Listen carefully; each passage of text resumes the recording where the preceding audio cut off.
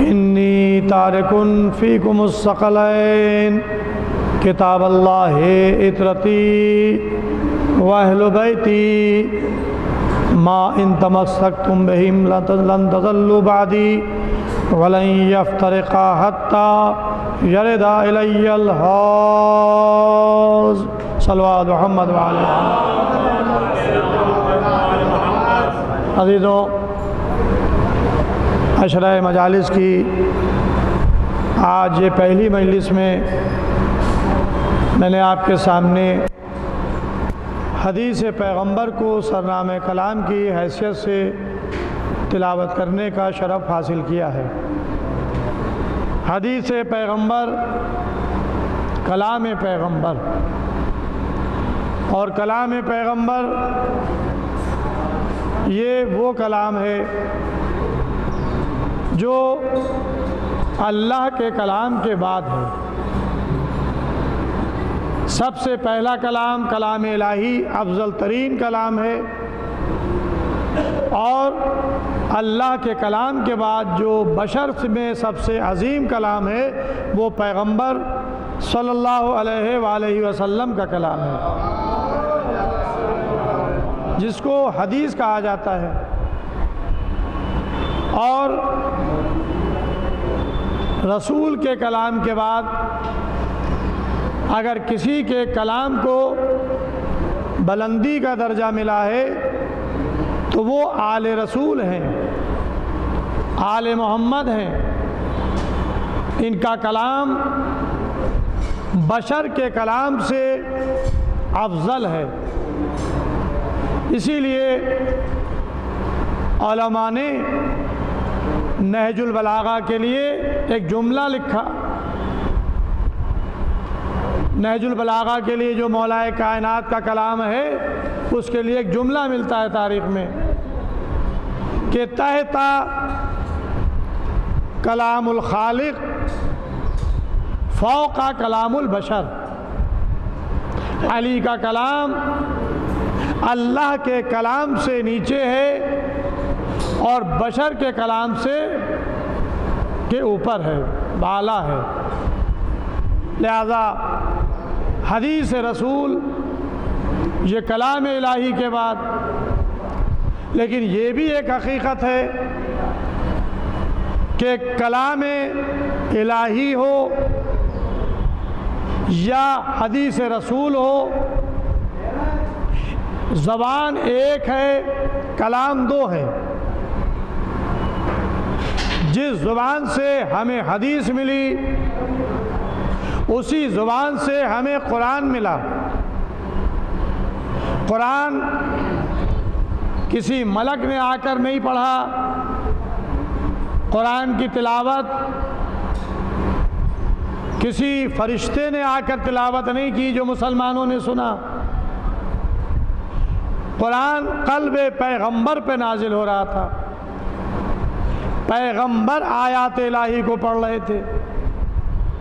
تو زبان ایک، کلام دو۔ اب یہ پیغمبر کی دیانتداری ہے کہ جس کے لیے انہوں نے کہہ دیا کہ یہ اللہ کا کلام ہے وہ کلام الہی قرار پایا، اور جو رسول نے خود کہا وہ رسول کا کلام کہلایا۔ نہ اپنے کلام کو اللہ کے کلام میں ملایا، نہ اللہ کے کلام کو اپنے کلام میں ملایا۔ یہ ہے کلام پیغمبر کا معجزہ کہ ذہن رسالت سے جو جملے ادا ہو رہے ہیں وہی قرآن بھی بن رہا ہے، وہی حدیث بھی بن رہی ہے۔ قرآن کلام الہی قرار پایا، حدیث کلام پیغمبر کہلائی۔ تو جب کلام پیغمبر حدیث کہلائی تو اللہ نے بھی کلام پیغمبر کی ضمانت لے لی، اور اللہ نے قرآن میں کلام پیغمبر کے لیے اعلان کر دیا کہ وما ينطق عن الهوى ان هو الا وحی یوحی۔ ہمارا حبیب اپنی خواہش نفسانی سے کلام ہی نہیں کرتا ہے، ان ہوا الا وحی یوحا، یہ تو اس وقت بولتا ہے کہ جب ہماری طرف سے اس پر وحی نازل ہوتی ہے۔ صلوات محمد وآل محمد۔ تو کلام پیغمبر وحی کے مطابق ہوگا۔ اب آئیے آپ دیکھیں پیغمبر کا کلام کی شناخت کیا ہے۔ اس لیے کہ کوئی بھی یہ کہہ دے کہ قال رسول اللہ نے فرمایا، تو اب چاہے وہ کہا ہو یا نہ کہا ہو، اس لیے کہ ایسا ہوا عالم وجود میں ایسی احادیث پیش کی گئیں جو حقیقت میں کلام پیغمبر نہیں ہے، اور کہا جاتا ہے کہ یہ کلام پیغمبر رسول نے کہا۔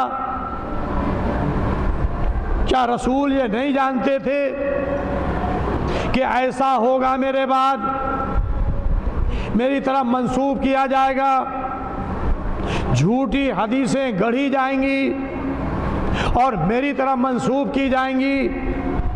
تو حق اور باطل میں فرق کیسے پیدا ہو، کیسے پتہ چلے کہ کلام پیغمبر کیا ہے اور کلام پیغمبر کیا نہیں ہے؟ اس کے لیے پیغمبر نے معیار قرار دیا، کسوٹی قرار دی، اور وہ معیار کیا ہے؟ وہ ہے معیار قرآن۔ پیغمبر نے قرآن کو معیار قرار دیا کہ دیکھو میرے بعد میری طرف حدیثیں منسوب کی جائیں گی، دیکھ لینا اگر وہ قرآن کے مطابق ہو تو اسے ماننا، اور اگر قرآن کے مطابق نہ ہو تو اس کو دیوار پر دے مارنا۔ یہ پیغمبر نے اپنے کلام کو پرکھنے کا معیار بتا دیا کہ اگر کلام پیغمبر کو جانچنا ہے، پرکھنا ہے، سمجھنا ہے کہ یہ کلام پیغمبر ہے یا نہیں، تو تم اس کو قرآن کے مطابق دیکھنا۔ اگر قرآن سے ٹکرا رہا ہے کلام پیغمبر تو سمجھنا کہ وہ کلام پیغمبر نہیں ہے، اور اگر قرآن سے نہ ٹکرائے تو پھر وہ کلام پیغمبر ہوگا، اس لیے کہ پیغمبر قرآن کے خلاف نہیں بول سکتے۔ ابھی میں حدیث کے ترجمے کی طرف نہیں آیا، تمہیدی طور سے میں نے آپ کے سامنے یہ کلام پیش کیا اور دلیل بھی دے دوں تاکہ سند مل جائے۔ اور وہ دلیل کیا ہے کہ رسول کی آنکھ بند ہوئی، آنکھ بند ہوتے ہی 2 حدیثیں رسول کی طرف منسوب کی گئیں، اور ان کے ذریعے سے بہت بڑا رخنہ اسلام میں پیدا کیا گیا۔ اب آپ دیکھیں کہ رسول کی طرح منسوب کیا گیا، کس نے منسوب کیا؟ رسول کے پاس بیٹھنے والوں نے، جنہیں ہم صحابی رسول کہتے ہیں۔ یعنی گویا صحابی رسول میں ایسے صحابی بھی تھے کہ جو جھوٹی حدیث رسول کی طرح منسوب کر رہے تھے۔ وہ کون سی 2 حدیثیں؟ یہ میں نمونتاً دلائل کے طور سے آپ کے سامنے پیش کر رہا ہوں۔ پہلی حدیث سے گڑھی کہ رسول اپنے بعد کسی کو جانشین بنا کر نہیں گئے، امت کے حوالے کر کے گئے، جسے چاہنا اپنے میں سے بنا لینا۔ یہ پہلا جھوٹ رسول کی طرف منسوب کیا گیا۔ اب ظاہر ہے کہ یہ رسول ایسا کر کے گئے یا نہیں گئے، یہ تو پوری تاریخ گواہ ہے، قرآن گواہ ہے، قرآن بتائے گا، تاریخ بتائے گی کہ کیا رسول امت کو یوں ہی چھوڑ کر گئے امت میں اپنا کوئی جانشین، اپنا نائب، اپنے بعد کوئی خلیفہ، کوئی امام بنا کر گئے یا نہیں گئے؟ یہ تاریخ سے پوچھئے، یہ قرآن سے پوچھئے، مجھے اس کی تفصیل میں ابھی نہیں جانا ہے، لیکن اشارتاً ایک دلیل یہ میں نے آپ کے سامنے پیش کی۔ دوسری دلیل کیا ہے؟ نبی نہ وارث بنتا ہے اور نہ نبی وارث بناتا ہے۔ یہ دوسری حدیث رسول کی طرح منسوب کی گئی۔ رسول نہ وارث بنتا ہے نہ وارث بناتا ہے۔ یہ حق کے جناب سیدہ پر ڈاکہ ڈالنے کے لیے حدیث کو گڑھا گیا، تاکہ وہ جائیداد، وہ پراپرٹی جو رسول اپنی زندگی میں اپنی بیٹی فاطمہ زہرا کو دے کر گئے تھے، اس پر قبضہ کیا جائے، جس کے ذریعے سے اپنا غصبی نظام خلافت چلایا جائے۔ اس لیے یہ جھوٹی حدیث گڑھ کر قوم اور امت کے درمیان پیش کی گئی۔ عزیزو، اگر اہل بیت خاموش ہو جاتے تو یہی سچ بن جاتا، لیکن فاطمہ زہرا نے دربار خلافت میں اپنے حق کا مطالبہ کر کے اور قیامت تک کے لیے خطبہ فدق بیان کر کے بتا دیا، دیکھو نبی وارث بنتا بھی ہے، نبی وارث بناتا بھی ہے، اس لیے کہ ہم قرآن سے کلام کریں گے، قرآن سے ثابت کریں گے کہ نبی وارث بنتا بھی ہے اور نبی وارث بناتا بھی ہے۔ اب اس کے لیے پورا خطبہ فدق موجود ہے کہ فاطمہ زہرا نے کس طرح سے دربار خلافت میں اپنے حق کا مطالبہ کیا ہے۔ اور جب یہ حدیث پیش کی گئی کہ نبی نے ارشاد فرمایا کہ وہ نہ وارث بنتا ہے نہ وارث بناتا ہے، تو بنت رسول نے حسبنا کتاب اللہ کہنے والوں کے سامنے قرآن کی آیتیں پیش کرنا شروع کی، اور ایک دو نہیں، قرآن کو دہرانا شروع کیا کہ دیکھو کون کون وارث بنا، کس نے وارث بنایا۔ اب اس کے لیے خطبہ فدق کا مطالعہ آپ کر لیں، خطبہ فدق کو آپ پڑھ لیں کہ خطبہ فدق میں فاطمہ زہرا نے قرآن کے ذریعے سے دلائل دیے، یعنی حدیث کو اگر رد کیا تو قرآن کے ذریعے سے رد کیا، بتا دیا کہ میرے بابا نے کہا ہے کہ میرے بعد میری طرف منسوب کی جائیں گی حدیثیں، اگر وہ قرآن کے مطابق ہو تو اسے ماننا، اور اگر قرآن کے مخالف ہو تو اسے دیوار پر دے مارنا۔ صلوات محمد و آل محمد۔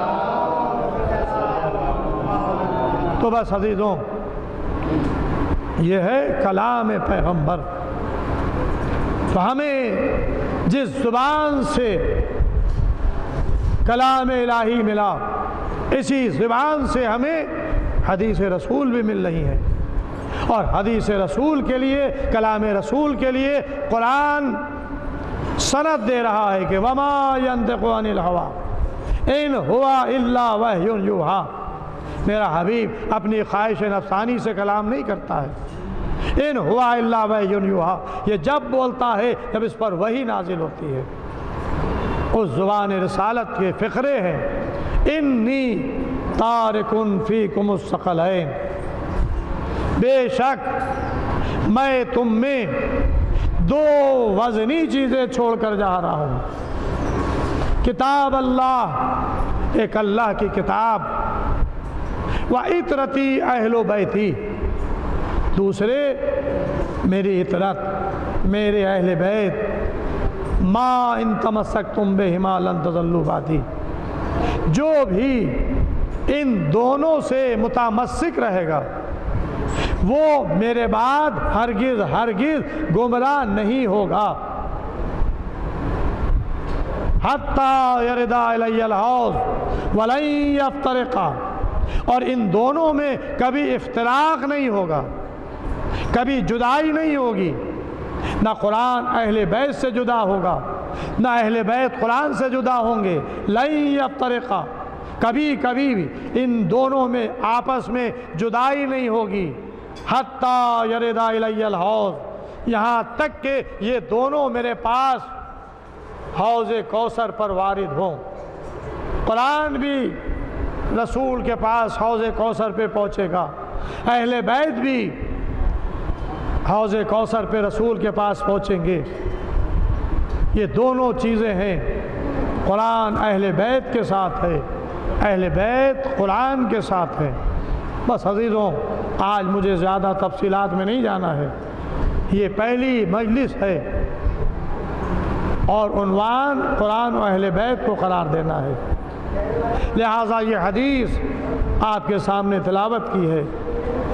امت کو گمراہی سے بچانے کے لیے رسول نے دو چیزیں چھوڑی ہیں، ایک اللہ کی کتاب چھوڑی ہے، ایک اپنے اہل بیت چھوڑے ہیں، اپنی عطرت چھوڑی ہے، اور اب یہ ہمارا فریضہ ہے کہ ہم ان دونوں سے متمسک رہیں، چمٹے رہیں۔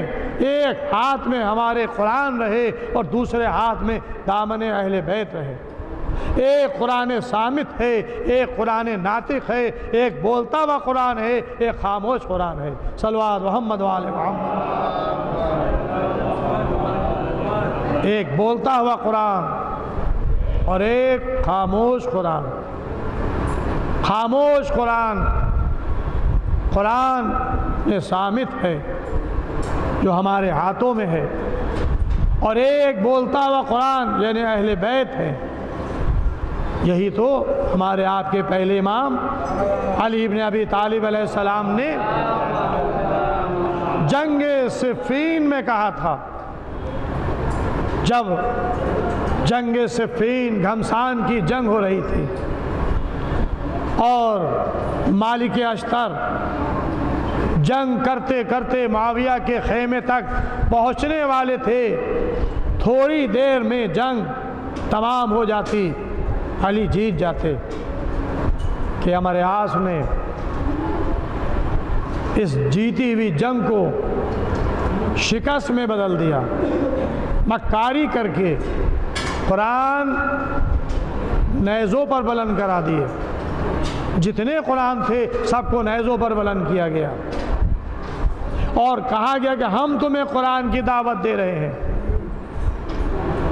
مسلمان سادہ لوح جو علی کے ساتھ تھے تلواریں سوتے ہوئے علی کے سامنے آ گئے، یا علی جنگ روک دیجئے، دیکھیے یہ ہم کو قرآن کی دعوت دے رہے ہیں۔ اس موقع پر ہمارے مولا نے فرمایا تھا کہ یہ قرآن جنہیں نیزوں پر بلند کیا گیا ہے، یہ قرآن صامت ہے، خاموش ہے، ہم بولتا ہوا قرآن ہے، ہم تم سے کہہ رہے جنگ کرو۔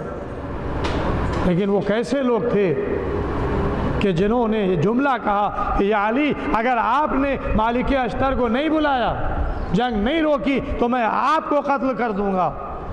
علی کے ساتھی علی کو قتل کرنے پر آمادہ تھے۔ اس سے بڑھ کر اور کیا مظلومی ہوگی مولا علی علیہ السلام کی کہ آپ ہی کے ساتھی آپ کو قتل کرنے پر آمادہ اور اس ہمارے عاص کی مکاری میں آ گئے۔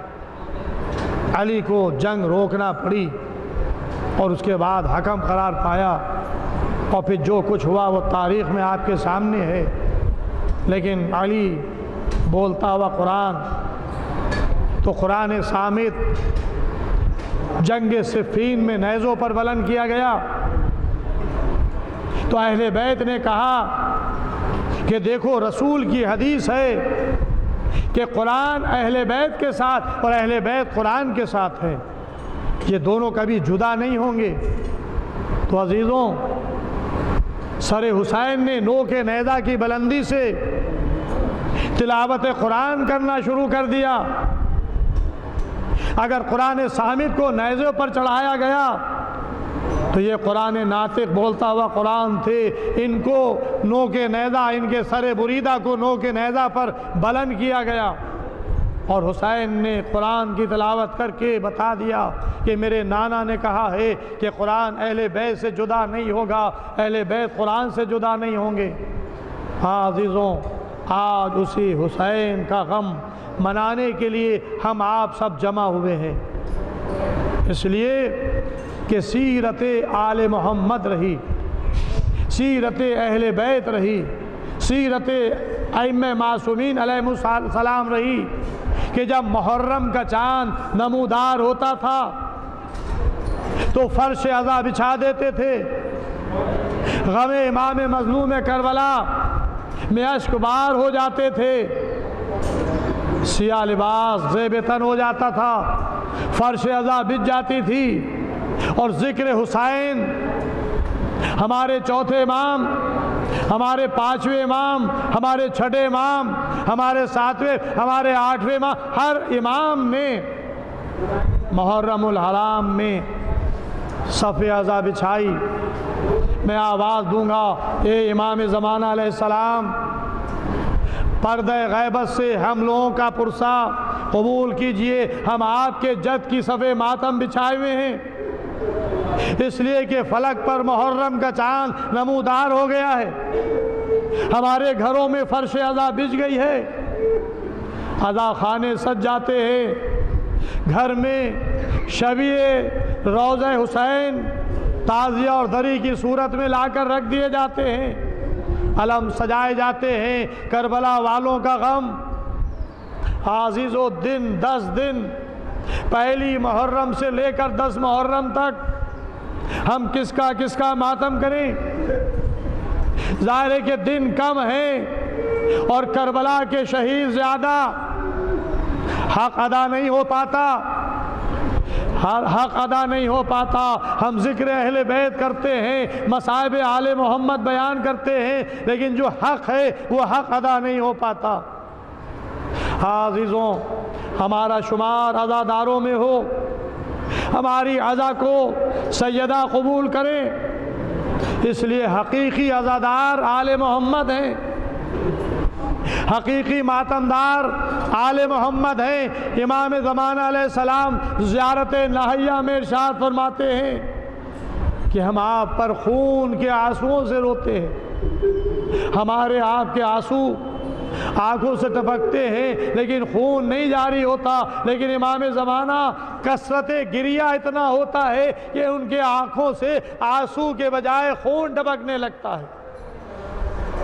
عزیزوں، ذرا غور کریں، ایک معصوم امام جس کے سامنے یہ کربلا کا معرکہ ہوا، وہ ہمارا آپ کا چوتھا امام بیمار کربلا علی ابن الحسین، جو کربلا میں موجود تھا، جس نے کربلا کے میدان میں اپنے کڑی الجوان بھائی علی اکبر کا لاشا دیکھا، یہ سینے میں برچھی کا پھل، جس کی آنکھوں کے سامنے اس کا بھائی قاسم، جس کی لاش گھوڑوں کی ٹاپوں سے زندگی میں پامال ہوئی، وہ چوتھا امام جس نے اون و محمد کے لاشیں دیکھے، وہ چوتھا امام جس نے اپنے چچا عباس کے بازو قلم دیکھے، وہ چوتھا امام کہ جس نے اپنے بابا کا عریاں لاشا دیکھا، کیا وہ کربلا کے غم کو بھلا سکتا تھا؟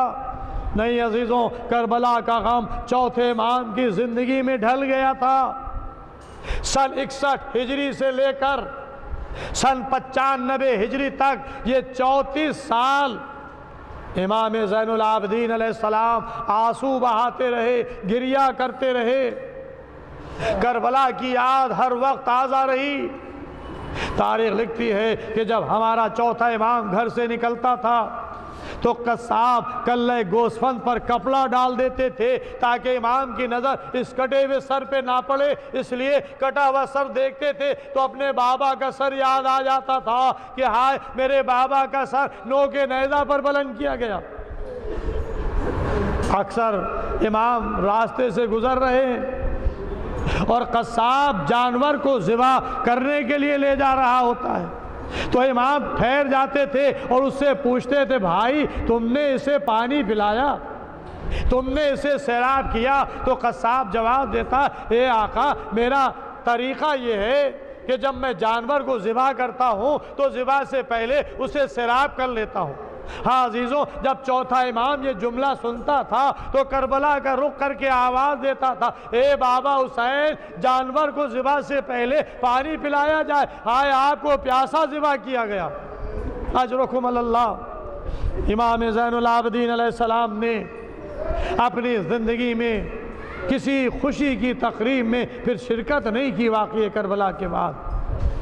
یہ 23 سال کا جوان کربلا میں تھا اور سن 95 ہجری تک حیات رہا، لیکن کبھی کسی خوشی کی تقریب میں شرکت نہیں کی، کبھی آپ کو کسی نے ہنستے ہوئے مسکراتے ہوئے نہیں دیکھا، ہمیشہ گریا، اور جب پانی سامنے آتا تھا تو امام کے گریے میں اضافہ ہو جاتا تھا، اس لیے کہ اسی امام سے تو امام حسین علیہ السلام نے وصیت کی تھی۔ جس وقت آخری وقت جناب زینب نے بیمار کا شانہ ہلایا ہے اور کہا ہے بیٹا سید سجاد ذرا غض سے آنکھیں کھولو، دیکھو تمہارا بابا رخصت آخر کے لیے آیا ہے، اور چوتھے امام نے آنکھیں کھول کے دیکھا تو باپ جس کے جسم پر تیر پیوست تھے، 1951 زخم امام حسین علیہ السلام کے جسم پر۔ چوتھے امام کے جملے ہیں کہ میں اپنے بابا کو اس وقت پہچان نہ سکا، اتنے تیر جسم پر لگے ہوئے تھے جیسے سیاہی کے جسم پر کانٹے ہوتے ہیں۔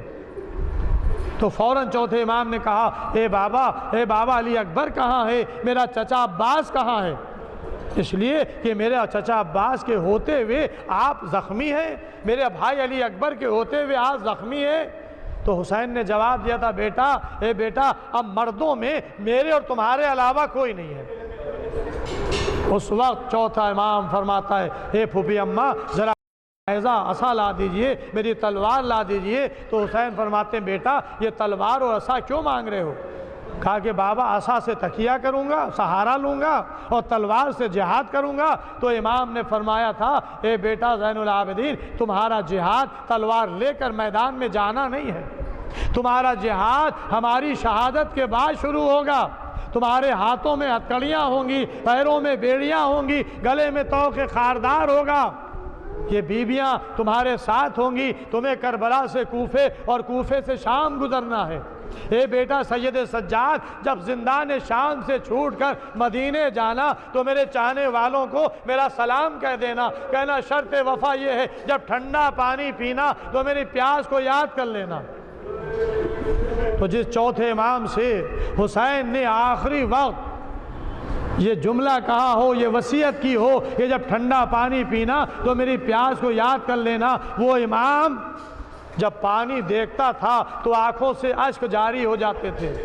بس عزیزو، آخری روایت اور مجلس تمام کر رہا ہوں۔ منہال کوفی راوی ہیں، منہال کوفے سے مدینے آئے ہیں، بنی ہاشم کے محلے سے گزر رہے ہیں۔ ایک مرتبہ دیکھا کہ ایک مکان سے پانی بہہ رہا ہے، اپنے دامن کو بچایا، کنیز دروازے پر کھڑی تھی، دیکھا کہ منہال اپنے دامن کو پانی سے بچا رہے، کہا کہ منہال کیا جانتے ہو اس پانی میں کیا ہے؟ کہا کہ نہیں، مجھے نہیں معلوم۔ کہا کہ اس پانی میں تمہارے آقا کے آنسو شامل ہے۔ منہال رک گئے، کہا کہ میں اذن حضوری چاہتا ہوں، میں آقا کی خدمت میں حاضر ہونا چاہتا ہوں۔ چوتھے امام سے اجازت لی گئی، اجازت ملی۔ امام اب جو منہال گئے تو دیکھا کہ امام وضو کرنے کے لیے بیٹھے ہوئے ہیں، چلو میں پانی لیتے ہیں، اور پانی جب ہاتھ میں لیتے ہیں تو آنکھوں سے آنسو جاری ہو جاتے ہیں، اور پانی میں آنسو مل جاتے ہیں، امام اس پانی کو پھینک دیتے ہیں۔ منہال دیر تک دیکھتے رہے، ایک مرتبہ ہمت کر کے کہا، اے آقا صبر کیجئے، کہاں تک روئیے گا، کہاں تک آنسو بہائیے گا؟ تو منہال سے امام نے مڑ کر کہا، منہال ذرا یہ بتاؤ کہ یعقوب کے کتنے بیٹے تھے؟ کہا کہ 12 بیٹے۔ کہا کہ 12 بیٹوں میں ایک بیٹا یوسف نظروں سے غائب ہو گیا تھا۔ یعقوب جانتے تھے کہ میرا بیٹا مرا نہیں ہے، میرا بیٹا زندہ ہے، لیکن فراق یوسف میں یعقوب نے اتنا گریہ کیا کہ قرآن کہتا ہے کہ یعقوب کی آنکھوں کی روشنی جاتی رہی، آنکھیں سفید ہو گئیں۔ امام فرماتے ہیں کہ جس کا ایک بیٹا اس کی آنکھوں سے اوجھل ہو جائے، غائب ہو جائے، وہ تو اتنا گریا کرے کہ اس کی آنکھوں کی روشنی جاتی رہے۔ ارے میرے تو 18 یوسف کربلا کے میدان میں خاک و خون میں غلطہ پڑے ہوئے تھے، میں کیوں کر گریا نہ کروں؟ بس عزیزوں، یہ سننا تھا کہ منہال نے پھر ایک جملہ کہا، اور یہ جملہ تسلی کے لیے کہا تھا، اے آقا صبر کیجئے، شہادت تو آپ کی میراث ہے، اے آقا صبر کیجئے، شہادت تو آپ کی میراث ہے۔ امام نے پھر طلب کر جواب دیا، اے منہال، ہاں یہ شہادت ہماری میراث ہے، بے شک میراث ہے، لیکن ذرا یہ بتاؤ کیا یہ بھی میراث ہے کہ ماں بہنوں کے سروں سے چادریں چھین لی جائیں؟ میری ماں بہنیں رسن بستہ کربلا سے کوفے سے شام بازاروں میں پھرائی جائیں، اور ایک منادی کی آواز، ارے کوفے والوں جنہیں تماشا دیکھنا ہو آ کر دیکھے، یہ علی و فاطمہ کی بیٹیاں جو اسیر کر کے لائی جائیں۔ انا للہ و انا الیہ راجعون، رضا بقضائہ و تسلیما لعمرہ۔ اللہم اغفر للمؤمنین والمؤمنات والمسلمین والمسلمات الاحیاء منہم والاموات، تابع بیننا وبینہم بالخیرات، انکا مجیب الدعوات، انکا علی کل شیء قدیر۔ پروردگار عالم تجھے واسطہ محمد والے محمد علیہ السلام اس مختصر سی عبادت کو قبول فرما۔ قریش پر جہاں جہاں بھی شیعان حیدر کرار ماتمدار مظلوم کربلا ہیں، ان کی جان، مال، عزت، آبرو، ناموس کی حفاظت فرما۔ جو لوگ بیمار ہیں ان کو شفاء کامل عطا فرما، جو لوگ قرضدار ان کو بار قرض عطا فرما، جو لوگ بے روزگار ان کو روزگار عطا فرما، جو لوگ کاروبار کر رہے ہیں ان کو کاروبار میں برکت عطا فرما، جو مومنین قید میں ان کو رہائی ہو، مقامات مقدسہ کی حفاظت فرما، ہمارے زمانے کے امام کے ظہور میں تعجیل فرما، ہم لوگوں کا شمار امام کے ناصر مددگاروں میں فرما۔ ماتم حسین، یا حسین، یا حسین، یا حسین، یا حسین، یا حسین۔